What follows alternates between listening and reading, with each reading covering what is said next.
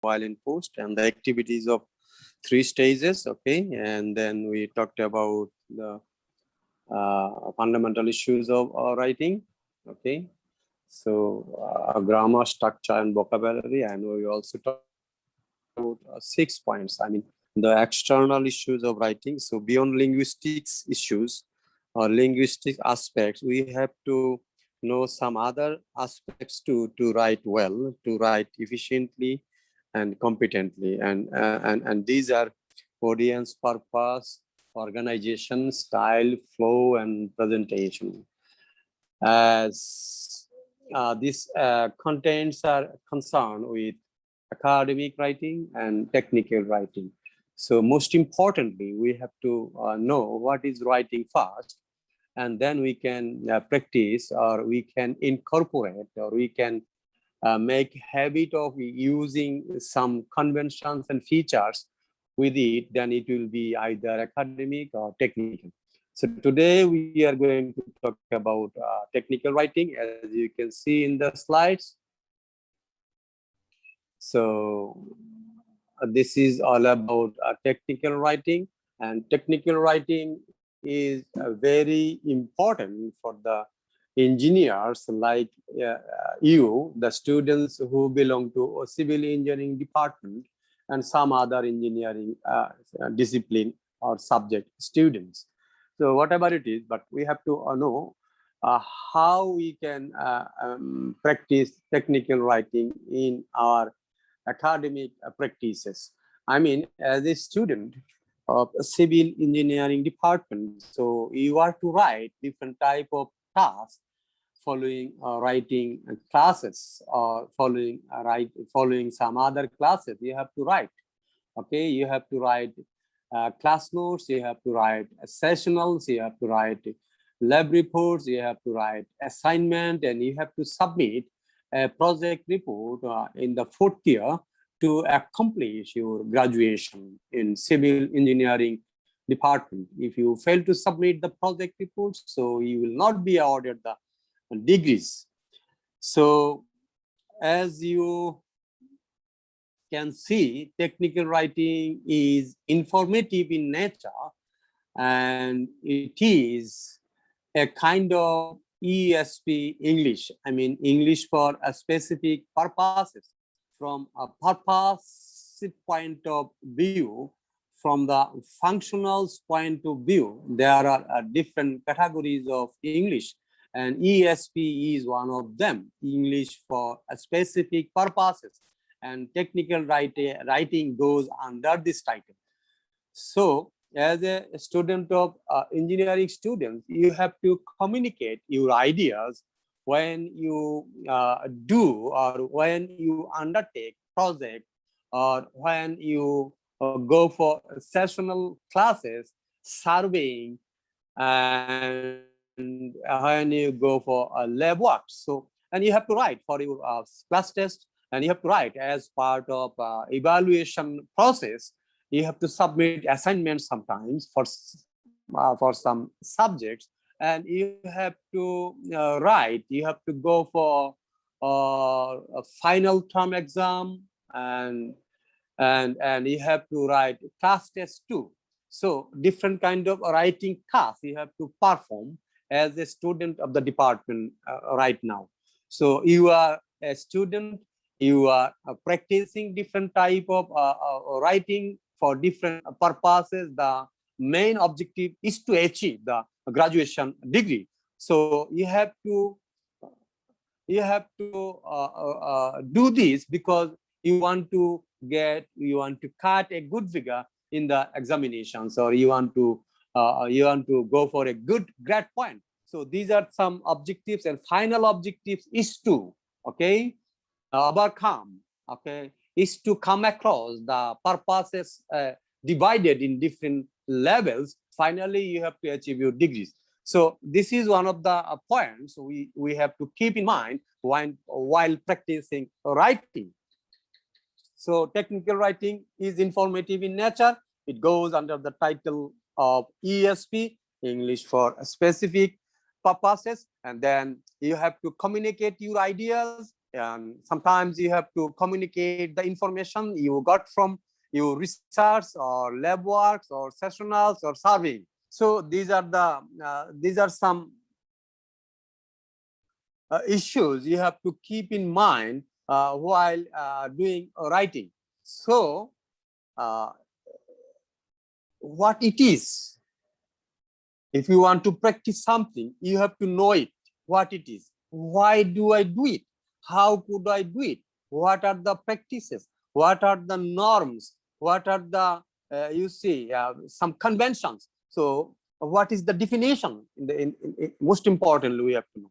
So if we know about these issues regarding a topic, regarding content, regarding practice, then I can, or we can, use of them in our own purposes to achieve. So if you have a look in the red mark sentences in the first slide, this is all about technical writing and its features. I mean, technical report. Technical report, what does it mean? The report, the writing task you are doing, that is a kind of technical report. For example, sessional reports, surveying reports, lab reports, and project reports. Okay, these all belong to or go under the title of technical writing. Why this is technical? Why these are technical? That is the next question. Egulo keno technical? Because some of the features we have to incorporate, we have to practice. There are certain conventions, there are certain practices that we have to make use of. Only then it will be a technical writing. And the features are, the characteristics are, the conventions are citation, referencing and citations, okay, presenting equations, diagrams, data, and using language and tenses correctly. So these are certain features that you have to maintain in a piece of writing, in a text. Only then it will be a technical writing. Then we have to understand what are these? What are these? I mean, referencing and citations, using diagrams, equations, quotations, paraphrasing, okay, and then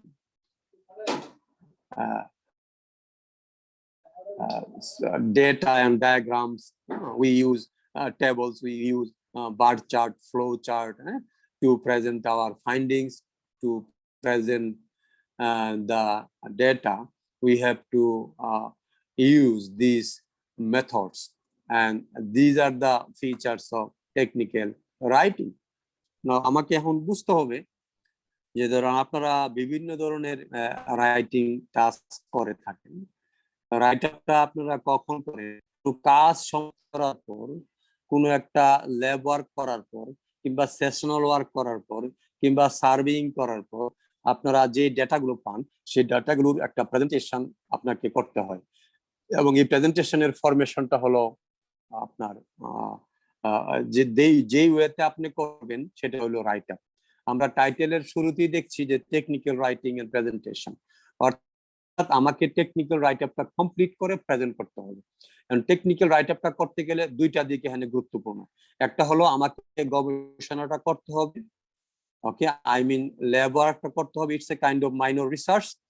তারপর আমাকে sessional ওয়ার্কটা করতে হবে, অর্থাৎ এই sessional work কিংবা lab work কিংবা surveying এর মধ্যে দিয়ে আমরা কতগুলো ডেটা কালেক্ট করি, ওকে, সেই ডেটাগুলো আমরা either numerically or in percentage, ঠিক আছে, আমরা পার্সেন্টেজে অথবা নিউমেরিক্যালি আমরা সেটা হয় টেবিলে, না হয় ইকুয়েশনে, না হয় ডায়াগ্রামে, চার্টে, বারে, হ্যাঁ, কিংবা আমরা অনেক সময় ম্যাথমেটিক্যালি সেগুলো উপস্থাপন করে থাকি।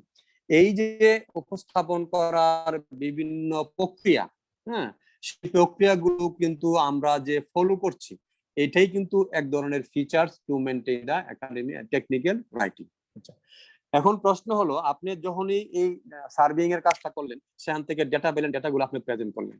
এখন আপনি যা পেয়েছেন তার বাইরে কিন্তু যদি আপনার মেজারমেন্ট ঠিক থাকে, ঠিক আছে, আপনার একটা এখানে দেখা যাবে যে বিল্ডিং, যদি স্ট্রাকচারের উপরে আপনি কাজ করতে চান, এক্সপার্টিসটা গ্রো করতে চান, সেটা এক ধরনের পড়াশোনা। আবার মানে আপনার যদি সয়েলের উপরে যান, সেটা আরেক ধরনের পড়াশোনা। ওয়াটার রিসোর্স ম্যানেজমেন্ট আরেক ধরনের পড়াশোনা। ওয়েস্ট ম্যানেজমেন্ট সেটা আরেক ধরনের পড়াশোনা, area of studies. Okay, what ever it is, যখনই আপনি কোনো ডেটা কালেক্ট করবেন, সেই ডেটাগুলো আইদার আপনি পার্সেন্টেন্সে অথবা নিউমেরিক্যালি কোনো একটা ডায়াগ্রামের মধ্য দিয়ে কিংবা প্যারা ইয়ার মধ্য দিয়ে, কি বলে, টেবলের মধ্যে কিংবা বার বা চার্টের মধ্যে সেটা আপনি প্রেজেন্ট করবেন। কারণ এই প্রেজেন্টেশনটা করছেন, এই প্রেজেন্টেশনটা কিন্তু আপনি করতেছেন যা পেয়েছেন তাই করতেছেন। আর যদি 10% পেয়ে থাকেন 10% আপনি উল্লেখ করবেন, অর্থাৎ আপনার ডাটা যা বলে আপনি তাই লিখবেন। সেখানে আপনি এক ধরনের ইনস্ট্রুমেন্ট, ঠিক আছে, you are a kind of instrument. আপনি ডেটা ইনপুট দিচ্ছেন, আউটপুট যা আসে সেটাই কিন্তু আপনি সেখানে উপস্থাপন করছেন। অর্থাৎ এখানে আপনি পার্সোনালাইজ করার কোনো সুযোগ নেই। এটাই ইম্পার্সোনাল। এটা কি বলা হয় ইনফো। এগুলো টেকনিক্যাল মানে গুরুত্বপূর্ণ কতগুলো বৈশিষ্ট্য। আমি কথাগুলো কি বললাম, যে এটা ইনফরমেটিভ, এটা অবজেক্টিভ, এটা ইম্পার্সোনাল। কিভাবে? যেমন ডেটা যখন আমি পার্সেন্টেন্সে কিংবা নিউমারিক্যালি কোনো গ্রাফে, চার্টে, বারে, ইকুয়েশনে কিংবা টেবলে প্রেজেন্ট করি, যা পাই তাই করি, যা পেয়েছি তাই কিন্তু যা ডিসপ্লে করছি, ডেমনস্ট্রেট করছি বিভিন্ন ধরনের চার্ট, বার কিংবা ইকুয়েশন কিংবা ডায়াগ্রাম কিংবা টেবলের মাধ্যমে। এই যে উপস্থাপন করার পদ্ধতিটা, the way you are presenting, it is the objective view, it is the impersonal view, it is the informative view of writing, and these are the features of technical writing in one sense. আপনারা আছেন আমার সাথে? জি sir, জি sir. আপনারা শুনছেন তো নাকি? জি sir, শুনতে পাচ্ছি স্যার। আচ্ছা, কিন্তু আপনাদের নোট ডাউন করতে হবে। যে কথাগুলো বলছি শুধু শুনলেই হবে না, আপনাকে খাতা নিয়ে বসতে হবে। খাতা আছে, আমি ট্রাস্ট করি, I do trust you, trust সাথে খাতা কলম আছে। বলাটা কিন্তু আপনার পুরোপুরি স্লাইডের মধ্যে নেই, অর্থাৎ আমি পয়েন্ট টু পয়েন্ট ডিসকাস করছি, সেগুলো কিন্তু আপনাকে লিপিবদ্ধ করে রাখতে হবে for further use, for future use, for your future learning, for your future applications. Okay, তাহলে আমরা এখানে স্পষ্ট করে কি বুঝতে পারলাম, যে টেকনিক্যাল রাইটিং এর ফিচার্স গুলো আমরা এখানে বুঝতে পারলাম, যে এটা অবজেক্টিভ, এটা ইনফরমেটিভ, এটা ইম্পার্সোনাল। কিভাবে সেই বিষয়গুলো কিন্তু আমি আপনাদের সামনে তুলে ধরলাম। এখন আসেন আরেকটা পয়েন্ট। এই যে আপনি ধরলাম আমি আপনি এখন একটা সেশনাল রিপোর্ট লিখলেন, এই সেশনাল রিপোর্টটা লেখার মূল অবজেক্টিভটা কি? অর্থাৎ আপনি ক্লাসে আপনি সেশনালটা করার অর্থ হলো আপনি থিওরিটিক্যাল জিনিসটা, থিওরিটিক্যাল ইস্যুস গুলো আপনি ভালোভাবে বুঝেছেন, সেটারই অ্যাপ্লিকেশন কিন্তু সেশনাল, সেটারই অ্যাপ্লিকেশন কিন্তু ল্যাবে, সেটারই অ্যাপ্লিকেশন কিন্তু সার্ভেইং এ। ঠিক আছে, আমি থিওরিটিক্যালি বুঝলাম কিনা, আমার থিওরি ঠিক আছে কিনা, আমার অ্যাপ্রোচ ঠিক আছে কিনা, আমার অ্যাপ্লিকেশন ঠিক আছে কিনা, সেগুলো বোঝার জন্য কিন্তু হাতে কলমে যে কাজগুলো করা হয়, সেটা কিন্তু আমাদের এই যে বিভিন্ন ধরনের রিসার্চ, এটা মাইনর কনটেক্সটে, in narrow perspectives, from the narrow perspective. In the broad perspectives আপনি প্রজেক্ট রিপোর্ট করবেন, আপনি থিসিস করবেন, আপনি জার্নাল পেপার পাবলিশ করবেন, এটা হলো ব্রড পার্সপেক্টিভস। তাহলে এখন আপনি যখন সেশনাল রিপোর্টটা সাবমিট করছেন, সেটার কিন্তু আপনার একাডেমিক পারপাসটা সার্ভ করছে। অর্থাৎ আপনার সাবজেক্টের যে পড়াশোনার বিষয়টা, ইভালুয়েশনের বিষয়টা, অ্যাসেসমেন্টের বিষয়টা, সেই হার্ডলটা ওভারকাম করার জন্য কিন্তু আপনি সেগুলো করছেন। অর্থাৎ you are to achieve the academic purpose. So you, in one hand, you are writing, you are doing this sessional lab project to achieve the academic purposes. So from the functional or purposive point of view, these are all academic types of writing. Hello? Yes, sir. তাহলে বোঝা গেল কি, আমার academic types of writing যদি project report হয়, sessional report হয়, surveying report হয়, lab report হয়, সেটার মধ্যে কিন্তু আমরা টেকনিক্যাল অ্যাসপেক্টস গুলোর প্রতিফলন দেখছি, সেগুলোর মধ্যে কিন্তু টেকনিক্যাল ফিচারস গুলোর অ্যাপ্লিকেশন দেখছি, ইউজ দেখছি, ইনকর্পোরেশন দেখছি, প্র্যাকটিসেস দেখছি, convention reflected, Incorporated, applied. So আমরা বলতে পারি না academic writing is technical, technical writing is academic. Yes, sir. ওকে, তাইলে এখন এই প্রশ্নটা আরেকটা প্রশ্ন আপনাদের মনে জাগতে পারছেন, what is the trending, what are the similarities and features of these writing? এই প্রশ্নগুলো আপনাদের মনে জাগতে পারে যে পার্টিকুলার সেন্স আপনি লিটারালি সত্যিকার রাইটিংটা কিন্তু তার ব্যাপারের উপর গবেষণা যদি হয়, গবেষণালব্ধ যে ফলাফল, যে ডেটা, সেই ডেটাগুলো উপস্থাপন করার যে পদ্ধতিগত বিষয়, সেই বিষয়গুলো আমরা বিভিন্ন ধরনের মানে মেথডে উপস্থাপন করে থাকি, ডেমনস্ট্রেট করে থাকি।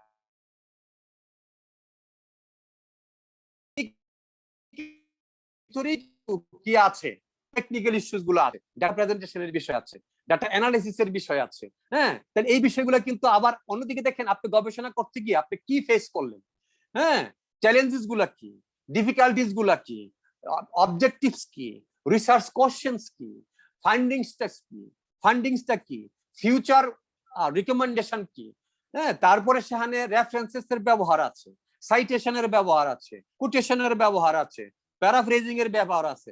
তাহলে সবকিছু মিলিয়ে আমরা কি দেখলাম, একটা রাইট আপের মধ্যে, একটা রাইটিং টাস্কের মধ্যে, একটা একাডেমিক রাইটিং প্র্যাকটিসের মধ্যে, আই মিন প্রজেক্ট রিপোর্ট লেখার মধ্যে দিয়ে শুধু আমি প্রজেক্ট রিপোর্টটাই লিখছি না, আমি কিন্তু রাইটিং এর সব ধরনের স্কিলস এবং সাব স্কিলস প্র্যাকটিস করছি, আর্ন করছি, অ্যাকোয়ার করছি। So I am earning, I am achieving the academic purposes in one hand. On the, I am going to be okay, and I will be writing competencies of writing. তাইলে এবং তারপরে আমি কি দেখছি, সেখানে কিন্তু আমি টেকনিক্যাল যে ইউজ অফ ল্যাঙ্গুয়েজ, হ্যাঁ, রাইটিং, সেটাও কিন্তু সেখানে আমি প্র্যাকটিস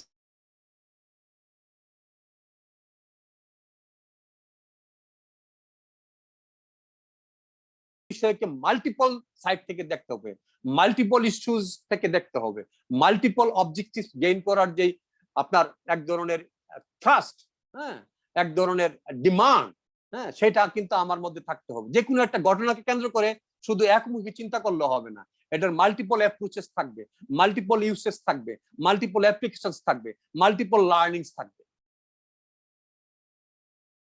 ক্লিয়ার? তাহলে আমরা কি বুঝতে পারছি যে আসলে একটা রাইট আপের মধ্যে তাইলে আমরা কি বলতে পারি সার সংক্ষেপে? In fine, we can say, okay, we can use both of the features in a piece of writing document, in a piece of writing, in a type of writing, that is project report, that could be sessional report, that could be lab report, that could be surveying report, that could be journal article. ঠিক আছে? এখন আবার দেখেন, technical রাইটিংটা আমরা বলছি informative, in true sense, ঠিক আছে? মানে মূলত টেকনিক্যাল রাইটিং এ যদি আপনি প্রফেশনাল পয়েন্ট অফ ভিউ থাকেন, ওকে, প্রফেশনাল পয়েন্ট অফ ভিউ অথবা বিজনেস পয়েন্ট অফ ভিউ থেকে যদি আপনি দেখেন, আমরা অনেক সময় মানে ঘর গৃহস্থালির জিনিসপত্র ক্রয় করি, ইলেকট্রনিক্স গুডস, ইলেকট্রনিক্স ইকুইপমেন্টস আমরা কিন্তু অনেক সময় ক্রয় করি, এবং সেখানে দেখবেন প্রত্যেকটা আইটেমের সাথে আপনাকে একটা ম্যানুয়াল দেওয়া হয়, ঠিক কিনা? আছেন আপনারা?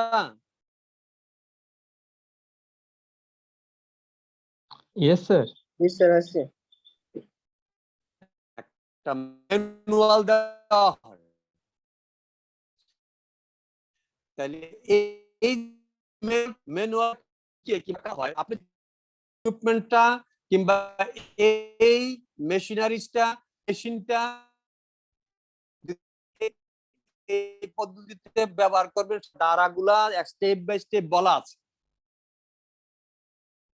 এই যে একটা পদ্ধতিগত মানে প্রসিডিউরাল অর অপারেশনাল ডিসক্রিপশন, সেটাই কিন্তু টেকনিক্যাল। আপনি দেখুন, আপনি ড্রাইভিং শিখবেন, ওকে, you can learn driving, not a problem, কিন্তু ড্রাইভিং আপনি যখন হাতে কলমে শিখেন, আপনাকে কিন্তু ইনস্টিটিউটের মাধ্যমে শিখতে গেলে আপনাকে একটা ড্রাইভিং লাইসেন্সের একটা শেখার জন্য নেওয়ার জন্য একটা বই দিবে। ড্রাইভিং লাইসেন্সটা পাওয়ার জন্য এটা সহায়ক একটা বই আছে। সেই বইয়ে দেখবেন মানে টেকনিক্যাল ইস্যুস গুলো শুধু বলা আছে, এই সাইন দিয়ে কি, ওই সাইন দিয়ে কি, গাড়িতে কোথায় বসতে হবে, প্রথম কোথায় কিভাবে বসতে হবে, কোথায় বসতে হবে, কিভাবে স্টার্ট করতে হবে, কিভাবে মানে ব্রেক করতে হবে, কিভাবে টার্ন করতে হবে, কিভাবে ব্রেকে যেতে হবে, ইত্যাদি ইত্যাদি বিষয়গুলো, স্পিড কখন কমাইতে হবে, স্পিড কোন লিমিটে রাখতে হবে, ইত্যাদি ইত্যাদি, কিভাবে আপনি পথটা চলবেন, আপনার পথ চলাটা কিভাবে নির্বিঘ্ন হবে, আপনি হ্যাজার্ড আছে কিনা, কোনো সমস্যা আছে কিনা, সেখানে কিন্তু রোডের উপর কিন্তু মার্ক করা থাকে। আপনারা আরো ভালো বুঝবেন সিভিল ইঞ্জিনিয়ারিং স্টুডেন্টস। তাহলে এই যে মানে মানে আপনার সাইন গুলা, সাইন ল্যাঙ্গুয়েজ এক, তারপরে procedural description, demonstrate the ways how you have to, how the things are you have to do. তাহলে এই যে বিষয়গুলো বর্ণনা করার বিষয়, সেই তো এখানে আবেগের আপনি কিন্তু you are not personalized, so this is impersonal, this is objective, this is informative. এটা হলো একটা উদাহরণ, ঠিক আছে। এবং ট্রেনিং ম্যাটেরিয়াল যখন আমরা তৈরি করি, হ্যাঁ, কোন স্টাফ কিংবা পার্সোনাল জন্য ট্রেনিং ম্যাটেরিয়াল তৈরি করতে, ট্রেনিং ম্যাটেরিয়াল গুলো কিন্তু সেভাবে ইনস্ট্রাকটিভ, প্রসিডিউরাল, ইনস্ট্রাকটিভ, অপারেশনাল, হ্যাঁ, এই শব্দগুলো কিন্তু আমাকে বুঝতে হবে। তারপরে ধরেন আপনি এখন হয়তো প্রশ্ন করতে পারেন যে আমি আরেকটা উদাহরণ আপনাদেরকে দিতে চাই, যে যেখানে অবজেক্টিভিটি, সাবজেক্টিভিটি, পার্সোনাল, ইম্পার্সোনাল বিষয়টা বোঝার জন্য আপনি ইউ ক্যানট অ্যাটাচড, অর্থাৎ আপনার ফিলিংসটা আপনি সেখানে প্রকাশ করতে পারবেন না, এটাই কিন্তু অবজেক্টিভিটি, এটাই কিন্তু ইম্পার্সোনাল। আবার কোনো ক্ষেত্রে কিন্তু আপনি ফিলিংসটা, অপিনিয়নটা দিতে পারতেছেন, সেটা কিন্তু সাবজেক্টিভ এবং পার্সোনাল। ফর এক্সাম্পল, আপনাকে যদি বলা হয় যে আপনি ক্লাসরুম সম্পর্কে একটা মানে এই ক্লাস সিভিলের আপনারা যেখানে ক্লাস করেন, অফলাইন ক্লাসরুম সম্পর্কে তুমি একটা প্রতিবেদন তৈরি করো, বা আপনি একটা প্রতিবেদন তৈরি করেন, এমন ভাবে আপনাকে বলা হলো। তাহলে প্রতিবেদন যখন তৈরি করবেন সেখানে 2-4 পৃষ্ঠা হতে পারে, 2-4টা প্যারাগ্রাফ হতে পারে, যদি ছোট্ট পরিসরে বর্ণনা করা, তাহলে 2টা কিংবা 3টা প্যারার মধ্যে কি করলেন, আপনি বর্ণনা করলেন। কারণ আপনি চিন্তা করবেন যে রাইট আপটা কিভাবে শুরু করতে হবে। when you have the topic, when you have the title, you have to think about the issues that you can explain. আপনি অনেকগুলা বিষয় নিয়ে চিন্তা করলেন, ধরেন এখানে ফার্নিচারের বিষয় আছে, এটার ইনফ্রাস্ট্রাকচারাল একটা ইনফ্রাস্ট্রাকচারাল ইস্যু আছে, ইকুইপমেন্টস ইস্যুজ আছে, এনভায়রনমেন্টাল ইস্যুজ আছে, হ্যাঁ, তারপরে আপনার এটা কমফোর্টেবিলিটির ব্যাপার আছে। তাহলে অনেকগুলো 4টা-5টা পয়েন্ট আমি বললাম, যে আমার ইনফ্রাস্ট্রাকচার, ফিজিক্যাল অ্যাপিয়ারেন্স, ওকে, তারপরে আপনার সেখানে ইকুইপমেন্টস ইস্যুজ, তারপরে এনভায়রনমেন্টাল ইস্যুজ এবং কমফোর্টেবিলিটি। তাহলে আমি এখন 4টা-5টা পয়েন্ট পেয়ে গেলাম। এখন আপনি ক্লাসে সরজমিনে গেলেন, you have to visit yourself, তাই না? আপনি ঘরে বসে থাকা আর ক্লাসরুম সম্পর্কে লিখতে পারবেন না, অথবা দেখে ওইখানে যাবেন, আপনি ডাটাগুলা কালেক্ট করবেন, একটা খাতা নিবেন অথবা ডায়েরি নিবেন, সেখানে আপনি লিখতেছেন যে এটার সাইজ কত, উইথ কত, হ্যাঁ, লেন্থ কত, হাইট কত, কয়টা দরজা, কয়টা জানালা, হ্যাঁ, তারপরে আপনার তারপরে কয়টা বেঞ্চ আছে, টেবল আছে কিনা, চেয়ার আছে কিনা, সেখানে এয়ার কন্ডিশন আছে কিনা, ফ্যান কয়টা আছে, হ্যাঁ, ভেন্টিলেশন সিস্টেম আছে কিনা, বোর্ড আছে কিনা, হোয়াইট বোর্ড না চক বোর্ড না ডাস্টার আছে কিনা, সাবস্টেশন দিয়ে দরজা আছে কিনা, ওইটা দেখতে হবে। পরিবেশ, পার্ডন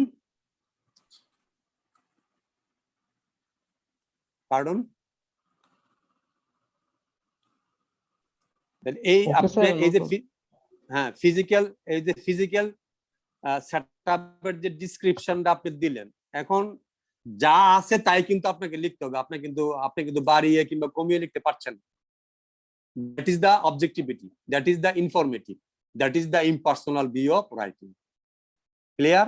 আচ্ছা, এখন আসেন আপনি এনভায়রনমেন্টাল ইস্যু নিয়ে কথা বলবেন এবং লেভেল অফ কমফোর্টেবিলিটি। তাহলে আপনি বললেন যে এনভায়রনমেন্টাল ইস্যুর দিক থেকে আপনি এটা হ্যাপি হইতে পারে, নাও হইতে পারে, আবার কমফোর্টেবল আপনার জন্য হইতে পারে, নাও হইতে পারে। এখন যদি না হয়, যদি কম হয়ে থাকে, কি করলে সেটা মানসম্মত হবে, এই বিষয়গুলো যখন আপনি লাগবেন, then you are personalised yourself. তখন কিন্তু আপনি ডিসটেন্স মেইনটেইন করছেন না, তখন কিন্তু আপনি আপনার ভিউটা দিচ্ছেন। এটাই হলো সাবজেক্টিভিটি এন্ড পার্সোনাল। তাহলে একটা রাইটারের মধ্যে, একটা প্যারাগ্রাফের মধ্যে কিন্তু দুইটা কিন্তু আমি প্রয়োগ করতে পারি, একটা রিপোর্টের মধ্যে করতে পারি, একটা বইয়ের মধ্যে করতে পারি, একটা সার্ভিং রিপোর্টে করতে পারি, পুরো প্রজেক্ট রিপোর্টে করতে পারি। তাহলে এই বিষয়গুলো হলো আমরা আপনাদেরকে clearly subjectivity, objectivity, impersonal, personal এই ইস্যুস গুলো বোঝানোর জন্য আমি আপনাদের সামনে এই উদাহরণটা তুলে ধরলাম যে আসলে কখন আপনি সাবজেক্টিভ হবেন, কখন অবজেক্টিভ। দেন কিছু কোনো রাইটার এই যে আপনার ধরেন সিনেমা, ফিল্মের যে প্রেজেন্টেশন বা আমার যে প্রেজেন্টেশন, যারা আর্টিস্ট আসলে এগুলা কি তাদের জীবনের কাহিনী না অন্যদের জীবনের কাহিনী ওনারা উপস্থাপন করছেন, অভিনয় করছেন। এই যে কিন্তু এটা অভিনয়, তারা অন্যের ধারণ করে, হ্যাঁ, অন্যের জীবনকে নিজের মধ্যে ধারণ করে এবং সেটাই তারা উপস্থাপন করার সর্বাত্মক চেষ্টা, প্লেইং। এটাই কিন্তু অভিনয়, এটাই কিন্তু আর্টিস্টের যেই গুণ। আপনি আমি ইচ্ছা করলেই কিন্তু অন্যের মানে চরিত্রটা ধারণ করতে পারবো না, তারা কিন্তু পারছেন। অথবা আমাদের মধ্যে অনেকে আছে আর্টিস্টে অভিনয়ে, হ্যাঁ, তারা অনেক ভালো, তারা রোল প্লে করতে পারেন বিভিন্ন চরিত্রে। এই যে তার এটা কিন্তু অবজেক্টিভ, এটা কিন্তু ইম্পার্সোনাল, কিন্তু সে নিজে অভিনয় করার মধ্যে দিয়ে সেটা কিন্তু সে পার্সোনালাইজ করে ফেলতেছে, সেটা কিন্তু সাবজেক্টিভ হয়ে যাচ্ছে। কিন্তু মূলত যে রাইটার এই স্ক্রিপ্টটা তৈরি করেছেন সেই রাইটারের জীবনের কাহিনী কিন্তু সেটা, এটা কিন্তু অন্যদের কাহিনী। ওকে, আমরা এখানে আমরা যে প্রশ্নটা হতে পারে আমরা লিখে নেই যে what is technical writing, discuss the features of technical writing in brief.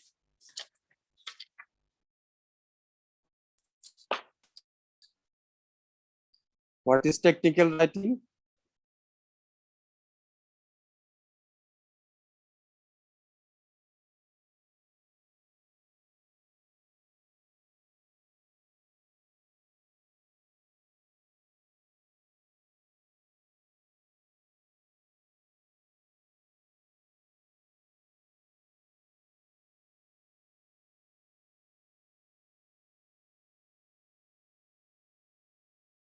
Sir, জি, আমরা যখন এটা ডিসকাস করব যে টেকনিক্যাল রাইটিং, তখন কিভাবে এটা ইনফরমেটিভ, ইম্পার্সোনাল, অবজেক্টিভ এগুলো আলোচনা করে দিব ওর মধ্যেই।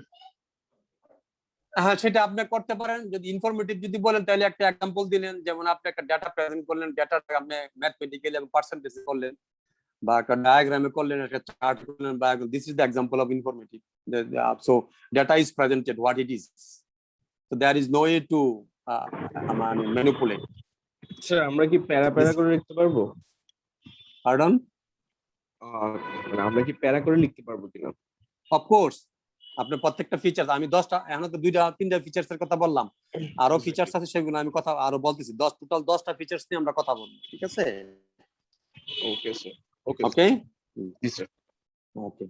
তাহলে আমরা এখানে পারপাস অফ টেকনিক্যাল রাইটিং এর কথাগুলো কিন্তু আমরা বলছি। টেকনিক্যাল রাইটিং এর পারপাসটা কি? ইনফরমেশন প্রোভাইড করা, ঠিক আছে? সেটা মানে প্রসিডিউরাল স্টেপ গুলো ফলো করার ক্ষেত্রে করে থাকি। এখানে যেটা আমি বলি না সেটা হলো প্যাটার্ন। আপনি কোনো কিছু যখন আবিষ্কার করবেন, সে আবিষ্কৃত জিনিসের যে বর্ণনাটা, ঠিক আছে, এটা টেকনিক্যাল। আপনি দেখেন প্রত্যেকটা জিনিসেই যে সায়েন্টিফিক ইনোভেশন, হ্যাঁ, সেই ডিসক্রিপশন গুলো কিন্তু আপনি ডিভাইস গুলো যা সেইভাবে কিন্তু বর্ণনা করবেন, তার বাইরে কিন্তু বলার সুযোগ নেই। সুতরাং that is also informative and that is also technical.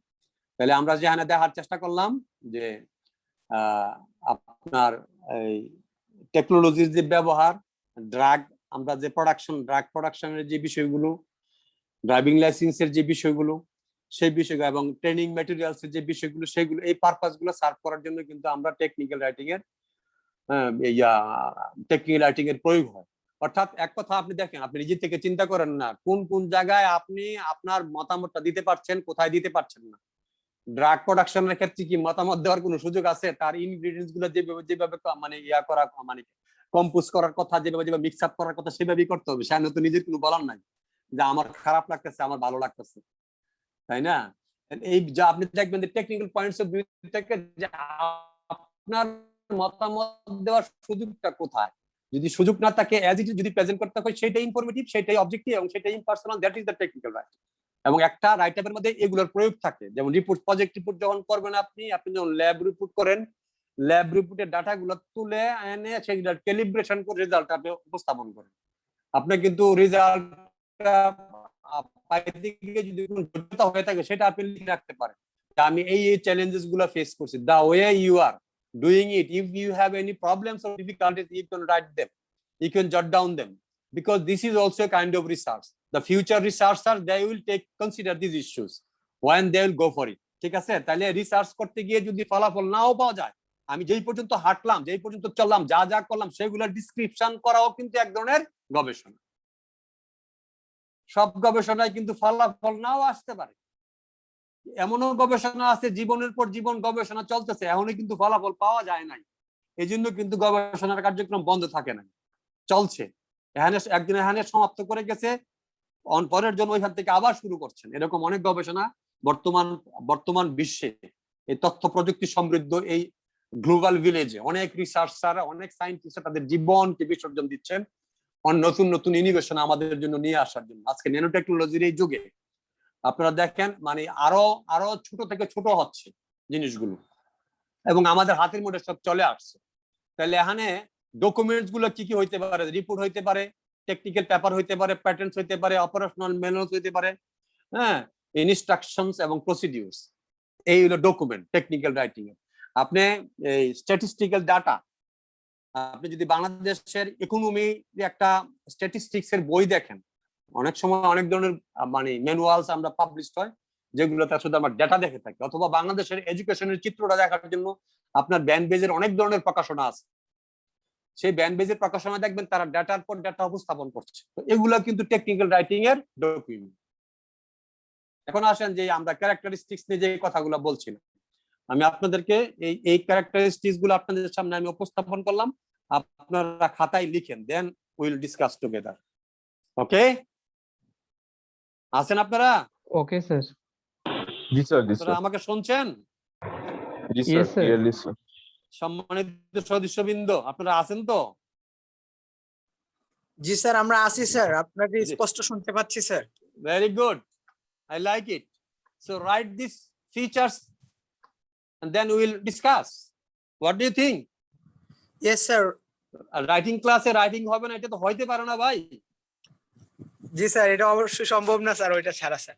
তো সুতরাং আমরা একটু রাইট আপটা দেখি, কারণ রাইটিং মানে both way is a kind of thinking. Writing is not only writing, it is a kind of thinking process too. So when we write, actually you are not only writing, you are writing and you are thinking too, and that's why the writing focuses on thinking and imagination. It is psychological. We need to have a kind of certain mindset to achieve writing competencies and skills. So thank you so much. Write these features and then we'll talk about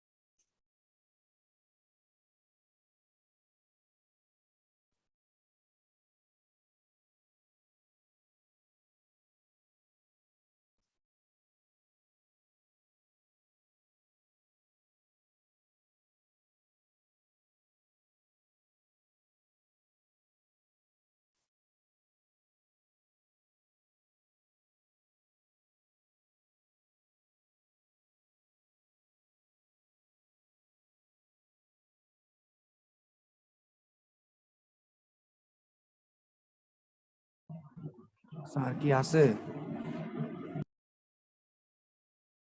feature গুলো লিখো, দেন sir start করবে।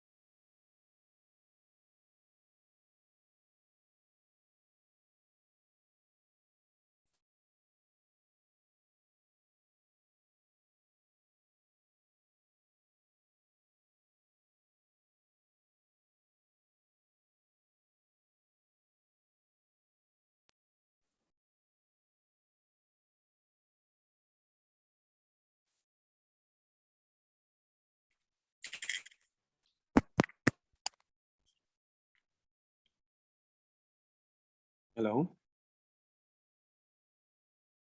Yes আমরা কি sir. লিখতে পারছি? Sir আমরা লিখতে জি sir. Sir হয়েছে। হুম। তাহলে আমাদের প্রথম যেই ফিচার্স এর কথা বলা আছে সেটা বলছে যে ইট পারটেন্স টু স্পেসিফিক সাবজেক্ট, অর্থাৎ টেকনিক্যাল সাবজেক্ট। ওকে, অর্থাৎ এটা সাবজেক্ট ওরিয়েন্টেড, এটা সাবজেক্ট স্পেসিফিক রাইটিং। আমরা শুরুতেই বলে আসছিলাম যে ইংলিশ ফর স্পেসিফিক পারপাসেস, এটা একটা ব্রড ক্যাটাগরি অফ ইংলিশ, এবং সেই ক্যাটাগরির মধ্যে টেকনিক্যাল রাইটিংটা আছে। তাহলে স্পেসিফিক সাবজেক্ট স্পেসিফিক কথাটা বোঝার জন্য আমি যদি একটা উদাহরণ দিই, আপনার ডিসিপ্লিনে আপনি যেভাবে লিখেন, আপনাকে ডেটা প্রেজেন্ট করতে হয়, হ্যাঁ, সেটা নিউমেরিক্যালি, কখনো বা পার্সেন্টেন্সে, আবার বিভিন্ন ধরনের মেথড আপনি ফলো করেন, সেটা ডায়াগ্রাম থাকতে পারে, ইকুয়েশন থাকতে পারে, চার্ট থাকতে পারে, টেবল থাকতে পারে। এখন আসেন, আমি ইংলিশের ছাত্র হিসেবে আমি যখন লিখি, তখন আমার লেখার মধ্যে কিন্তু এই ধরনের ম্যাথমেটিক্যাল ইকুয়েশনস কিংবা বিভিন্ন ধরনের চার্ট, বার, গ্রাফ, টেবল ব্যবহার করার কোনো অপশন থাকে না। তাহলে দেখেন পার্থক্যটা, faculty of arts and business and faculty of engineering and medical, বিভিন্ন ধরনের চিত্র, বিভিন্ন ধরনের তথ্য উপস্থাপন করে, সেটা রেগুলার পড়াশোনার মধ্যে থাকে। কিন্তু আপনাদের এমন না যে আপনাকে মানে আমরা যখন গবেষণা করি তখন আমাদের তথ্যপাত্র উপস্থাপন করার বিষয় থাকে, মানে এবং এই যে রেগুলার স্টাডির জন্য সেখানে কিন্তু তথ্যপাত্র উপস্থাপন, আমি পয়েম পড়লাম কিংবা আমি স্টোরি পড়লাম কিংবা নভেল পড়লাম, হিস্ট্রি পড়লাম, সেখানে কিন্তু তথ্যপাত্রের বিষয় নেই। ওকে, গ্রাফে কিংবা চার্টে প্রেজেন্ট করার বিষয় থাকে না, কিন্তু আপনাদের ক্ষেত্রে সেগুলো কিন্তু রেগুলার স্টাডিজেরই পার্ট। তো that is the difference between, okay, আমি এই জন্যই বলা হয়ে থাকে টেকনিক্যাল রাইটিংটা কি subject specific, it pertains to technical writing.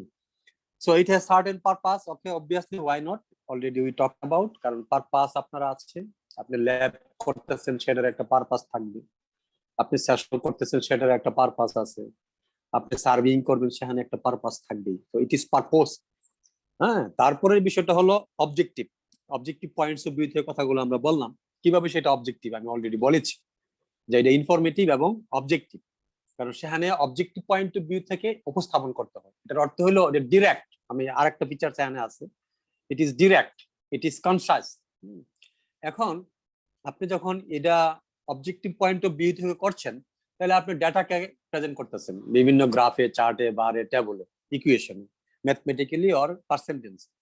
তাহলে সেটা তো আপনি এখানে নিজকে কিন্তু ইনভলভ করতে পারছেন, দিতে পারছেন। এখন আপনি যখন কোনো ট্যাবুলের ডাটা ডিসপ্লে করেন কিংবা ডেমনস্ট্রেট করেন, ট্যাবুলের নিচে কিন্তু একটা প্যারাগ্রাফে আবার আপনাকে লিখতে হয় ট্যাবুলে কি আপনি দেখেছেন, কি আপনি পেয়েছেন। সেই বর্ণনাটাই কিন্তু টেকনিক্যাল, তাই না? কারণ আপনার ট্যাবুলে যা উপস্থাপন করা হয়েছে, যা উপস্থাপিত প্যারার মধ্যে, একটা প্যারাগ্রাফের মধ্যে লিখবেন কনসাসলি, ব্রিফলি। তাইলে আপনি ট্যাবল যা বলছে আপনার প্যারাগ্রাফের মধ্যে কিন্তু তাই লিপিবদ্ধ করতে হবে, তাই কিন্তু আপনাকে লিখতে হবে। আপনার ট্যাবল আপনার সাথে কথা বলে, আপনার ট্যাবলের যে ডেটা আপনি বুঝতেছেন, কিন্তু এটাকে অডিয়েন্সকে বোঝানোর জন্য আপনাকে কিন্তু ওয়ার্ডে লিখতে হবে। Mathematical presentation is for you, is for the subject expert, but the explanation in words is for the audience, so you have to do it. তাহলে কেউ ডাটা দিয়ে কিন্তু কথা বলতেছেন, টেবল প্রেজেন্টেশন করে কিন্তু উনি কথা বলতেছেন। তো টেবল প্রেজেন্টেশন করে যদি কথা না বলেন টেবল নিয়ে, তাহলে কি আমি বুঝবো? আমি বুঝবো না, কারণ আপনার টেবল কি বলতেছে সেটা আপনি জানেন, কারণ রিসার্চের মাধ্যমে সেই টেবলটা আপনি উপস্থাপন করেছেন। এই টেবলের ডেটা, গ্রাফের, বারের, চার্টের ডেটা, ইকুয়েশনের ডেটা আপনার গবেষণালব্ধ ফলাফল, সেটা অন্য কেউ বুঝতে নাও পারে। অন্যের জন্য, অডিয়েন্সের জন্য আপনাকে কি করতে হবে, সেই সার্টেন ইয়ার পরে, এই গ্রাফ, চার্ট, বারের পরে আপনাকে ওয়ার্ডে লিখতে হবে, সেই এক্সপ্লেনেশনটা সেখানে থাকতে হবে, সেই ডেসক্রিপশনটা সেখানে থাকতে হবে। তো এটাই হলো এই যে ইনফরমেশন। আমরা এখানে একটা it conveys information, facts and data, so it is impersonal, কারণ আপনি যা দেখছেন তাই বলছেন, আপনাকে পার্সোনালাইজ বা আপনার অপিনিয়ন দেওয়ার কোনো এখানে সুযোগ নেই। It is conscious, it is directed. তারপরের বিষয়টা হলো it is perform with a particular style in a particular format. এই বিষয়টা কিন্তু অত্যন্ত গুরুত্বপূর্ণ। আমরা কিন্তু 6 পয়েন্টস এর একটা অংশ কিন্তু ছিল, একটা পার্ট কিন্তু ছিল style.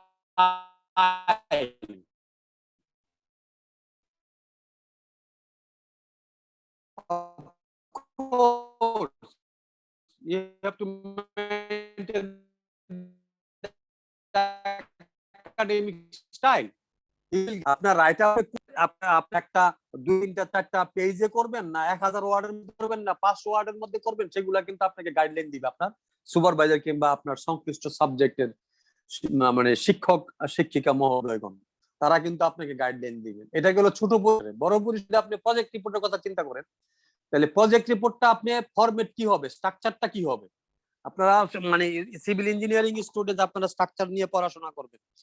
Structure within structure, within structure, within structure, ঘরের ভিতরে ঘর, ঘরের ভিতরে ঘর, ঘরের ভিতরে ঘর, অর্থাৎ একটা ঘরের মধ্যে কিন্তু অসংখ্য ঘরের সৃষ্টি।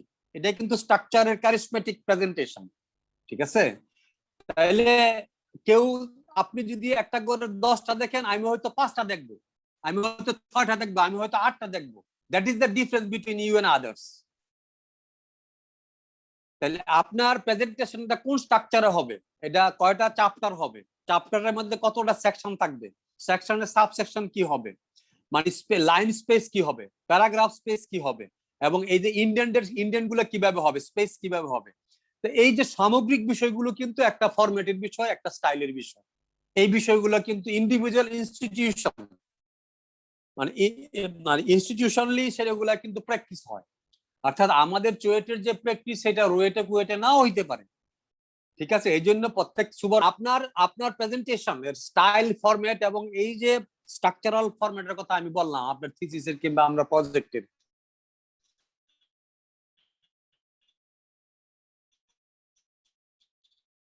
কিংবা থাকতে পারে, হতে পারে। That is the style and format.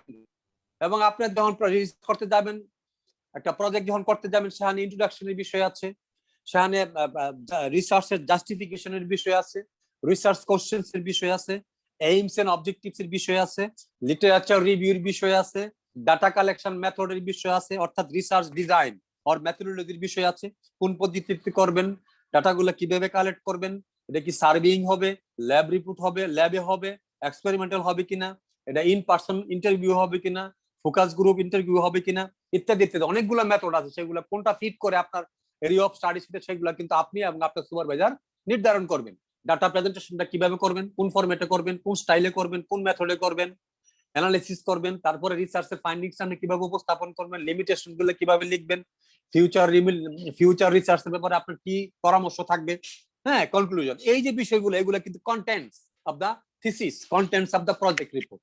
তাহলে এই কন্টেন্টস গুলোর মধ্যে থেকে কিন্তু আপনার সুপারভাইজার আপনাকে বলবে কোন ওয়েতে, কোন ফরম্যাটে, কোন স্ট্রাকচার আপনি সেগুলো প্রেজেন্ট করবেন। It is archival of course. আপনি যখন গবেষণা করবেন, সেই গবেষণার ফলাফলটা শুধু আপনি পরীক্ষা পাশের জন্য করছেন না, আপনি ডিগ্রি অর্জনের জন্য করছেন না, পাশাপাশি আপনার বেটারমেন্টের জন্য করছেন, social betterment for the nation, for the people. তাইলে সেখানে যদি কোনো গবেষণা থাকে আপনার, সেই গবেষণার ফলাফলটা অবশ্যই আপনি আর্কাইভ করবেন। আর্কাইভ করার ওয়ে হলো আপনি সেটাকে একটা রিপোর্ট আকারে তো আপনি হার্ড কপি করতেছেন, এবং ডিজিটালি সেটাকে আপনি স্টোর করতে পারেন, তারপরে সেটাকে পাবলিশ করতে পারেন বিভিন্ন চ্যানেলে রিসার্চ আর্টিকেল হিসাবে।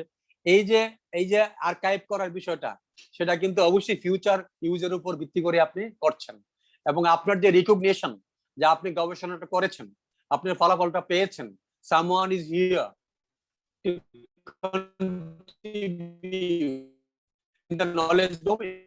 Research means search again to contribute new knowledge in the knowledge domain. জ্ঞানের জগতে নতুন কোন জ্ঞানের সংযুক্তি গঠানোর বা যুক্ত করার যে প্রক্রিয়া, সেই প্রক্রিয়াটার নামই হলো গবেষণা। আপনারা কি আমাকে শুনছেন? জি স্যার। আচ্ছা, তারপরে বলা আছে, লাস্ট ওয়ান কি বলা আছে, যে ইট সাইটস কন্ট্রিবিউশন অফ আদার্স। এটা খুব গুরুত্বপূর্ণ। আমরা কোনো যেভাবেই মানে যেই ফর্মেই আমি উপকৃত হই না কেন কারোর কাছ থেকে, তার কথা দিয়ে, তার অর্থ দিয়ে, তার শ্রম দিয়ে, তার মেধা দিয়ে, তার পরামর্শ দিয়ে, তার অর্থ দিয়ে, তার প্রতি কৃতজ্ঞতা প্রকাশ করা কিন্তু আমার জন্য অত্যন্ত জরুরি। দুই কারণে জরুরি। কাজ করছেন, আমার জন্য করছেন, তাকে উৎসাহিত করা। আর আমি অ্যাজ এ হিউম্যান বিইং, আমার কৃতজ্ঞতা বোধের যে জায়গাটা, আমার মানবিক মূল্যবোধের যে জায়গাটা, সেটার বহিঃপ্রকাশ ঘটানো। সৎ থেকে সততার সাথে দুই পক্ষেই কেউ যদি আমাকে কথা দিয়ে উপকার করে, আমি তাকে থ্যাংক ইউ সো মাচ বলবো, আমি গ্রেটফুল থাকবো। আমাকে যদি কেউ অর্থ দিয়ে করে, তাহলে এই যে মানবিক মূল্যবোধের জায়গা এবং একে অপরের প্রতি যে সম্মান দেখানোর জায়গাটুকু, সেখানে কিন্তু কন্ট্রিবিউশনটা যদি কেউ করে, সেটা অ্যাকনোলেজ করা কিন্তু খুব জরুরি, একাডেমিক্যালি, প্র্যাকটিক্যালি, সোশ্যালি এবং পার্সোনালি। এই বিষয়টা কিভাবে এখানে দেখাচ্ছি দেখেন, এই যে আমরা মানে অন্যের আইডিয়াকে আপনি যদি মূল্যায়ন না করেন, তাহলে আমি কিন্তু আমার আইডিয়াটা বা আমার ক্লেমটা কিন্তু আমি উপস্থাপন করতে পারবো না। একটা বিষয় নিয়ে আপনি সিভিল ইঞ্জিনিয়ারিং এর অনেক বিষয় আছে নিয়ে বন্ধুদের সাথে কথা বলেন, কোন বন্ধু যখন তার বক্তব্যটা উপস্থাপন করার চেষ্টা করে, আমরা অনেক সময় খুব মাইন্ডফুলি শুনি, আবার অনেক সময় কেউ কেউ তাকে ইগনোর করে, একবারে খুব বাজেভাবে ইগনোর করে। It should not be. আমি যেটা মনে করি, সে যাই বলছে, সে বলছে তো তার সেই আইডিয়াটা তার মাথায় আসছে, তো সেটা হইতে পারে এই ক্ষেত্রে সম্পর্কিত নাও হতে পারে, এই ক্ষেত্রে কম সম্পর্কিত হইতে পারে, এবং সে যে চিন্তা করছে, চিন্তা করে যে কথাটা বলছে, এটাও তো কম কিছু নয়। সুতরাং তার এই জায়গাটাকে আমি সুন্দর করে দেই, তার এই চিন্তাটাকে আরো পরিচালিত করি, আরো ডেভেলপ করি, আরো পরিমার্জন করি, উদ্বুদ্ধ করি। তার কন্ট্রিবিউশন সেটা আমাদের জন্য কন্ট্রিবিউশনের কারণ হবে। কিন্তু আমরা ম্যাক্সিমাম ক্ষেত্রে দেখি যদি কিছু আমি লিখে নিয়ে যাই, কিছু আমি দেখাই, তখন আমাকে কিন্তু ডিসকারেজ করা হয়, এবং কোনো কোনো ক্ষেত্রে কিন্তু খাতাটা ছড়ে ফেলা হয় যে কিছুই হয় নাই। কিছু হয় নাই বলে তো আপনার কাছে আমি আসছি মহাশয়, আমাকে আপনি শিখাবেন কি হচ্ছে কি হচ্ছে না সেটা বোঝার জন্য তো আপনার দ্বারস্থ হয়েছে, সেই জন্য তো আপনি শিক্ষক, আমি শিক্ষার্থী।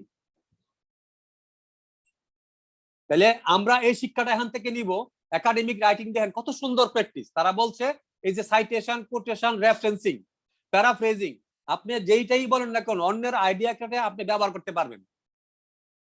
আজকে সিভিল স্ট্রাকচারাল ইঞ্জিনিয়ারিং এর কিন্তু যে গবেষণা হচ্ছে, হ্যাঁ, আজকে সিমেন্ট নিয়ে অনেক গবেষণা হচ্ছে, কনক্রিট নিয়ে হচ্ছে, ঠিক আছে, আপনার এই যে কম্পোজিট নিয়ে হচ্ছে, এটা লংজিটিভিটি, হ্যাঁ, এটা সাস্টেনেবিলিটি কিভাবে আরো দীর্ঘায়িত করা যায়, এবং ব্রিজ কনস্ট্রাকশনের উপর গবেষণা হচ্ছে, বিল্ডিং কনস্ট্রাকশনের উপর গবেষণা হচ্ছে, হ্যাঁ, সমুদ্র সৈকত রক্ষায় গবেষণা হচ্ছে, পানি সম্পদ নিয়ে গবেষণা হচ্ছে, ইরিগেশনের উপর গবেষণা হচ্ছে, মাটির ধরন ও প্রকৃতি নিয়ে গবেষণা হচ্ছে। তাইলে আপনার যেখানেই গবেষণা সেখানে কিন্তু কন্ট্রিবিউশন আছে। শুধু আজকেই কিন্তু সিভিল ইঞ্জিনিয়ারিং ডিপার্টমেন্টের জন্ম হয় নাই, এটা কিন্তু 100 বছরের ইতিহাস, এটা কিন্তু 100 বছরের ইতিহাস, হাজারো মানুষের, হাজারো বিজ্ঞানীর, হাজারো সায়েন্টিস্ট, হাজারো ইঞ্জিনিয়ারের কিন্তু কন্ট্রিবিউশন। তাহলে আপনি যেখানে শুরু করবেন, এই শুরুটা কিন্তু আজকে শুরু হয় নাই, হতে পারে সেটা 1000 বছর আগে শুরু হয়েছে, হতে পারে সেটা 500 বছর আগে শুরু হয়েছে, হতে পারে সেটা 50 বছর আগে শুরু হয়েছে। তাইলে আপনি 50 বছরের পথটাকে মূল্যায়ন করে কিন্তু সামনের দিনের কথা বলবেন, দ্যাট ইজ দ্য কন্ট্রিবিউশন। এবং এই কথাগুলো বলার একটা লেজিটিমেট ওয়ে আছে, সেটা হলো সাইটেশন, সেটা হলো কোটেশন, সেটা হলো প্যারাফ্রেজিং, সেটা হলো রেফারেন্সিং। আপনারা কোনো কোনো বইয়ে দেখবেন, ঠিক আছে, আপনারা কোনো কোনো বইয়ে দেখবেন কিংবা জার্নাল আর্টিকেলে দেখবেন যে একটা প্যারার শেষে কিংবা একটা সেন্টেন্সের শেষে সেখানে একজন ব্যক্তির নাম, ইয়ার মানে একটা ইয়ারের নাম থাকে, ব্যক্তির নাম থাকে, কোনো কোনো ক্ষেত্রে পেজেরও উল্লেখ থাকে। এটার অর্থ হলো এই উপরের যে বক্তব্যটুকু সেটা আমি আমার ভাষায় আমার, হ্যাঁ, এই বক্তব্যের যে ইনফরমেশন এটা কিন্তু এই যে যিনার নাম আমি উল্লেখ করলাম, সাইটেশনে লিখলাম যার নাম, তার এত সালের প্রকাশিত বইয়ের থেকে আমি সেটা নিয়ে আসছি। This is one of the way of অ্যাকনোলেজিং others contribution. এটা গেল সাইটেশন। তারপরে আসেন, এটা এই সাইটেশন করতে গেলে আপনাকে প্যারাফ্রেজিং করতে হচ্ছে। মানে প্যারাফ্রেজ অর্থ হলো যে আপনি মানে মানে you are allowed to change the sentence structures and tenses, but you are not allowed to change the meaning as it is given in the original text or original writers. That is the paraphrasing. আর quotation তো as it is, inverted কমার ভিতরে রাখবেন, সেখানে ভাষাগত কোনো পরিবর্তন নাই, শব্দগত কোনো পরিবর্তন নাই, অর্থগত কোনো পরিবর্তন নাই। অর্থাৎ অর্থগত পরিবর্তন আপনি কোনো ক্ষেত্রেই করতে পারবেন না। প্যারাফ্রেজিং এর ক্ষেত্রে অর্থের বিষয়টা ঠিক রেখে, অর্থাৎ সিমেন্টিক লেভেল ঠিক রেখে আপনি সিনট্যাকটিক স্ট্রাকচার চেঞ্জ করতে পারেন, ঠিক আছে। এটা তাহলে আমরা কোটেশনও দেখলাম, এবং এই quotation, citation, these are the ways to acknowledge others contribution। আর এই রেফারেন্সেস হলো এই সাইটেশনের ফুল ইনফরমেশন একটা আলাদা সেকশনে সেখানে থাকে। এবং সাইটেশনের কিন্তু অনেক ধরনের স্টাইল আছে, IEEE স্টাইল আছে, এটা আমরা ইঞ্জিনিয়ারিং বেশি করে ইলেকট্রিক্যাল সিএসসি তারা করে থাকে, আমাদের হার্ভার্ডের স্টাইল আছে, আর অনেক ধরনের স্টাইল আছে, সেই স্টাইলগুলো আমরা সেখানে মেনটেন করি। তাহলে বোঝা গেল কি যে আমি যদি আমার বক্তব্যটাকে, আমি যদি আমার রিসার্চের গবেষণা কিংবা রিসার্চের যে ক্লেমটা আমি করতে চাই, তাহলে অন্যেরা এই পর্যন্ত আমার এরিয়া অফ স্টাডিতে যারা গবেষণা করেছেন তাদের গবেষণার প্রতি আমাকে সম্মান দেখাতে হবে। তাদের বক্তব্যের মধ্যে যদি কোনো ইয়ে থাকে, মানে তাদের বক্তব্যগুলো দেখে তাদের গবেষণাগুলো পরে কিন্তু আপনি একটা নলেজ গ্যাপ বের করবেন যে এই জায়গাটা এই কাজটা হইলে ঠিক ছিল, তারা এই কাজটা করেন নাই, সুতরাং আমার গবেষণার মধ্যে দিয়ে এই কাজটা আমার এই বিষয়গুলোকে অ্যাড্রেস করা হবে। যেমন ধরেন 4G 5G ব্যাপারটা, আমি যদি 4G এবং 5G নেটওয়ার্কের কথা বলি, হ্যাঁ, 3G ছিল বলেই 4G ছিল বলেই কিন্তু 5G, তার মানে কেউ কিন্তু কাউকে অস্বীকার করছে না, অর্থাৎ সুবিধা অসুবিধার বিষয়গুলো যেটাতে মেনশন করা হয় না, পরবর্তী ভার্সনে সেগুলো অ্যাডজাস্ট করা হয়েছে, সেগুলো মেনটেন করা হয়েছে, সেগুলো কাস্টমারদের জন্য নিশ্চিত করা হয়েছে, এই পার্থক্য। ঠিক আছে, তাইলে এটাকে এটাই আমরা এখানে ইট সাইডস কন্ট্রিবিউশন অফ আদার্স। ঠিক আছে, আমরা কি বুঝাইতে পারলাম? Yes, sir. We could have understand. বুঝি নাই Sir, আপনার কথা। আমার Yes, একটা sir. জিনিস, স্যার আপনি যে একটু আগে বললেন যে হার্ভার্ড সাইটেশনস দেন হচ্ছে প্যারাফ্রেজিং এর যে ইস্যুস গুলো আছে, স্যার এই সাইটেশনস এর যে ইয়েগুলো আর কি, যে ফরম্যাটস গুলো, এগুলো কি আমাদেরকে শেখানো হবে? আপনারা শিখবেন অবশ্যই। আমি আমি আমি আপনাদেরকে এই বিভিন্ন সাইটেশনের এগুলো দেখাইতে পারি, কিন্তু আপনারা যদি এটা প্র্যাকটিসে না যান, হাতে কলমে না শিখেন, সেটা কিন্তু আপনারা বোঝাটা কঠিন হয়ে যাবে। আপনারা আমি একটা অনুরোধ করব, আপনারা সিভিল ইঞ্জিনিয়ারিং ডিসিপ্লিনের উপরে যে কোনো একটা আর্টিকেল আপনারা ডাউনলোড করে, আচ্ছা স্যার। ডাউনলোড করে সেখানে সাইটেশন স্টাইলটা দেখেন। আচ্ছা, যে কোনো আপনার স্ট্রাকচারের হইতে পারে, সয়েলের হইতে পারে, ডাব্লিউআর মানে আর মানে ওয়াটারের হইতে পারে, ঠিক আছে, ইরিগেশনের হইতে পারে, সিভিল ইঞ্জিনিয়ারিং অনেক ব্রাঞ্চ আছে। তো তো আপনারা ম্যাক্সিমাম স্টুডেন্টদের ইন্টারেস্ট থাকে স্ট্রাকচারের উপর পড়াশোনা করা। তো স্ট্রাকচারাল ইঞ্জিনিয়ারিং এর উপর সার্চ দিবেন, research article on structural engineering দেখবেন, অথবা আপনাদের অনেক টিচারের কিন্তু আর্টিকেল আছে, ওনাদের যে কোনো কারোর কাছে চাইলে কিন্তু ওনারা আপনাকে দিবেন। জি স্যার, ওই যে গুগল স্কলারে অনেকগুলো আছে স্যার, হ্যাঁ, আমাদের এক্স্যাক্টলি, আপনি প্রফেসরদের। সেখান থেকে বের করে দেখেন সাইটেশন স্টাইল গুলো। আমরা প্রয়োজনে নেক্সট ক্লাসে এটা নিয়ে আলোচনা করব। ঠিক আছে, হার্ভার্ড সাইটেশনটা নিয়ে। হার্ভার্ড আছে, আইট্রিপল আছে, আরো অনেকগুলো আছে। হ্যাঁ, মানে আপনার এই জি স্যার। আমেরিকান সাইকোলজিক্যাল অ্যাসোসিয়েশন, আচ্ছা ঠিক ঠিক আছে, আছে তাহলে। আমেরিকান সাইকোলজিক্যাল অ্যাসোসিয়েশন, এটার একটা সাইটেশন আছে। আপনি দেখেন এখানে গুগল সাইটেশন, গুগল স্কলারে গিয়ে সাইটেশন sir. স্টাইল সার্চ দেন, দেখবেন অনেকগুলা ক্যাটাগরি আপনাকে দেখাচ্ছে। ঠিক আছে, জি স্যার। ওকে, তাহলে আমরা use you. Of technical writing সেটা আমরা আলোচনা করেছি, আপনারা একটু দেখে নেবেন। হ্যাঁ, আমরা একাডেমিক এবং টেকনিক্যাল রাইটিং এর পার্থক্যগুলো কিন্তু আমরা আলোচনা করেছি। মানে 3টা পয়েন্টে দেখানো আছে, পারপাস, অডিয়েন্স আর টিচিবিলিটি। পারপাসের পয়েন্ট থেকে আমরা ডিসকাস করেছি অডিয়েন্স, একাডেমিক এবং টেকনিক্যালের কি। একাডেমিকটা টোটালি একাডেমিক, আর টেকনিক্যালটা from business point of view, training point of view, instructional point of view. অডিয়েন্সের ক্ষেত্রে রিসার্চার, স্টুডেন্টস, টিচার্স, আর এখানে অডিয়েন্স হলো আমরা কাস্টমার ফোকাস। আর টিচিবিলিটি, একাডেমিক রাইটিংটা আমরা লং টার্ম নিয়ে শিখি, আর টেকনিক্যাল রাইটিংটা শর্ট টাইম, এই যে আপনাকে দেখাই দেয় শুধু, হ্যাঁ, দেখাই দেয় যে কিভাবে কি টেকনিক্যাল রাইটিং এর যে টিচিবিলিটির যে পয়েন্টটা, সেটা হলো আপনাকে গাইডলাইনটা দেখাই দিচ্ছে যে আপনি এইভাবে করবেন, তাহলে শর্ট পিরিয়ড। এটা নিয়ে আমি সময় না দিয়ে এখানে একটা জিনিস আপনারা দেখেন, এই যে আপনাদের সামনে আমি একটা ফিগার উপস্থাপন করলাম, সেখানে 3টা লেয়ারে ভাগ করা আছে, রাইটিং, একাডেমিক রাইটিং আর টেকনিক্যাল রাইটিং। ঠিক আছে, তাহলে রাইটিং এর সবচেয়ে বড় লেয়ারে আছে রাইটিং, তারপরের লেয়ারে আছে একাডেমিক, তারপরের লেয়ারটা হলো টেকনিক্যাল। তার মানে আমরা কি বুঝতেছি, টেকনিক্যাল, একাডেমিক রাইটিং এর ভিতরে টেকনিক্যাল, আর রাইটিং এর ভিতরে একাডেমিক এবং টেকনিক্যাল দুইটাই আছে। ক্লিয়ার? তাহলে আমরা বলতে পারি না যে academic writing is writing, but writing is not always academic. Technical writing is writing, but writing is not always technical. So academic writing is technical, technical writing is academic too. But sometimes academic writing is technical, but technical writing is not academic. Is a professional point of view এবং is a business point of view থেকে। কথাগুলো কি বুঝতেছেন? সব খারি Yes, খারক, sir, we সব get খারক খান নয়। সব খারি খারক, সব খারক খান নয়। Writing is academic. Academic writing is writing, but writing is not always academic. কারণ আমি বিভিন্ন পারপাসে, পার্সোনাল পারপাসে, এনজয়মেন্ট পারপাসে, এন্টারপ্রেনিয়রশিপ পারপাসে, বিজনেস পারপাসে, আমি তারপর একাডেমিক পারপাসে, প্রফেশনাল পারপাসে আমরা কিন্তু রাইট আপ করে থাকি। তাহলে রাইটিংটা কিন্তু শুধু একাডেমিক বিষয়টা এমন নয়।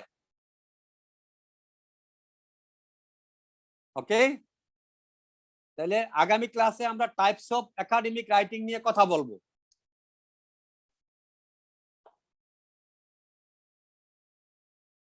হ্যালো, জি স্যার।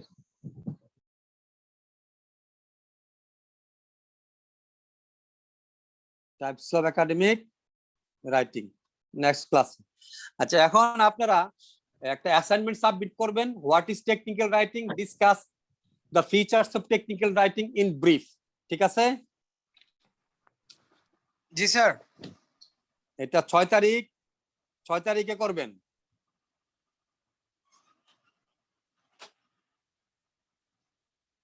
স্যার আমরা কি 6 তারিখে সাবমিট করব নাকি তার আগেও করতে পারবো?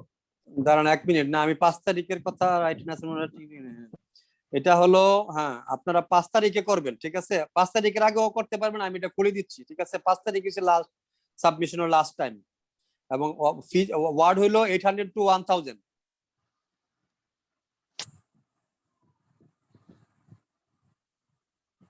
ঠিক আছে, ক্লিয়ার? জি স্যার। আপনারা গুগল ক্লাসরুমে কিন্তু সাবমিট করবেন, এবং সবাই যেন সাবমিট করে, কেউ যেন বাদ না যায়। অবশ্যই স্যার। ঠিক আছে, গুগল ক্লাসরুমে অ্যাসাইনমেন্ট অনেকে ক্রিয়েট করা পাইছে, বাট অনেকে পায় নাই স্যার, মানে ঢোকার পরে। না এটা আমি সেকশন এর জন্য করেছি, দিয়েছি। আপনাদেরটা এখন আপনাদেরকে গুগল ক্লাসরুম ক্রিয়েট করা হয়েছে, কিন্তু অ্যাসাইনমেন্টটা অ্যাসাইন করা হয় না। আমি এখন অ্যাসাইন করে দিব। Okay sir. ঠিক আছে, জি স্যার। তাহলে নেক্সট ক্লাসে আমরা টাইপস অফ রাইটিং কথা বলবো। আরেকটা জিনিস হলো, আপনারা 2 সেকশন মিলে এক এক আসেন, কোনো একটা ক্লাসে আসেন, আপনারা আসতে পারবেন না? একটু আলোচনা করে দেখেন। স্যার একসাথে ক্লাস নিতে যাচ্ছেন স্যার? জি জি। স্যার তাহলে মানে আপনি কি স্যার এই নেক্সট উইকে নিতে যাচ্ছেন? আপনারা মানে যে কোনো দিন, আজকে তো বৃহস্পতিবার গেল না? জি স্যার।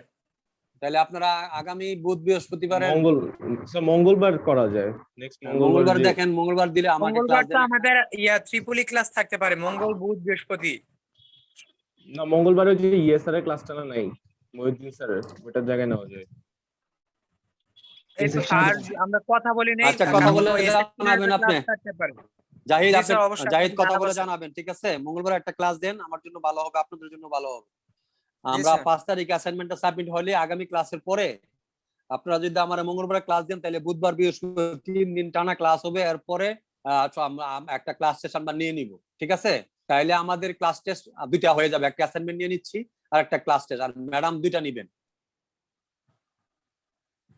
Okay sir. ওকে, আচ্ছা, ওয়ার্ড লিমিট হলো 800 থেকে 1000। আমি এখন রোল কল করছি।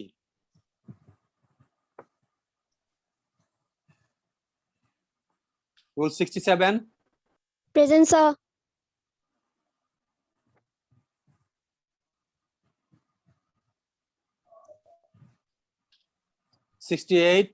Present, sir. 69, Present, sir. 70, present sir. 71, yes sir.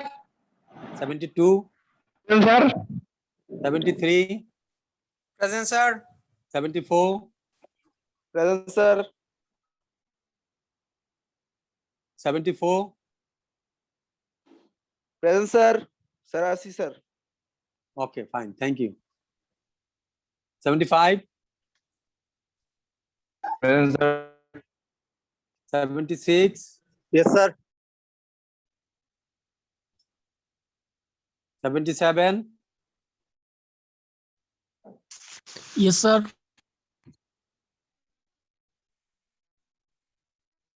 78, Present, sir. 79, 80, 81, Yes, sir. Present, sir. বুঝলাম না, কে দিলেন? 80, Ji, sir. 81, Yes, sir. 82, 82, 83, Present, sir. 84, Present, sir. 85, Yes, sir. 86, Yes, sir. 87, Yes, sir. 87, okay, Yes, sir. 88, Yes, sir. 89, Present, sir. 90, Present, sir. 91, Present, sir. 92, Yes, sir. 93, Yes, sir. 94, 95, Present, sir. 96, 97, 96, 97, Yes, sir. 98, 98, 99, Present, sir. 100, Present, sir. 101, 102, 103, Yes, sir. 104, Yes, sir. 105, sir. 6, 7, Yes, sir. 8, Yes, sir. 9, Yes, sir. 10, Yes, sir. 11, 12, Present, sir. 13, Present, sir. 14, Yes, sir. 16, Yes, sir. 15, Present, sir. 17, Present, sir. 19, Yes, sir. 18, 18, 20, Yes, sir. 21, Yes, sir. Yes, sir. 21, Yes, sir. 22, 23, Yes, sir. আপনি তো কোনো ক্লাসই করেন নাই আজ পর্যন্ত। 23, Yes, sir. Ryan Chowdhury, আপনি কি আগে তো ক্লাস করেন নাই? ক্লাস করেছেন আপনি আগে? জি স্যার, ক্লাস তো করেছি। তো অ্যাটেন্ডেন্স দেখছি না আপনার।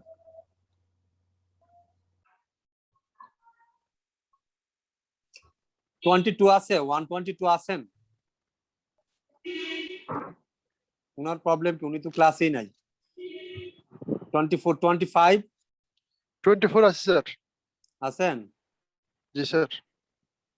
25, 26, Yes, sir. 30, So 127. জি আছেন আপনি? জি sir. 28, Present, sir. 29, Yes, sir. দেখলাম আপনারা আসেননি, ঠিক আছে, এই জন্য একটু পিছনে দিয়ে গেলাম আর কি। 30, স্যার ও চ্যাট বক্সে দিয়ে রাখছিল স্যার, ওর নেট প্রবলেম স্যার অনেক। 30 আছেন? 30, Yes, sir. 31, Yes, sir. 32, Yes, sir. আচ্ছা 1809, Yes sir. 18007, Yes, sir. 18122, Yes, sir. Yes, sir. okay, anyone আসসালামু left? আলাইকুম স্যার। ওয়ালাইকুম আসসালাম। স্যার আমার 118 রোল আমার ডিসকানেক্ট হয়ে গেছিল নেটওয়ার্ক থেকে, আমি ক্লাসে ছিলাম sir. Okay, thank you, I do trust you. Anyone left? Thank you. আর কেউ আছেন? তাহলে ঠিক আছে, thank you so much for your participation and cooperation indeed. So in our next class we are going to talk about types of academic writing, and today we talked about technical writing, its features, applications, conventions and practices. So and then we assigned the assignment to submit on 5th April, and the topic is what is technical writing, and discuss its features. The length will be 800 to 1000 words. Thank you so much. Thank you, Assalamu sir. alaikum, sir. Assalamu alaikum. Walaikum assalam.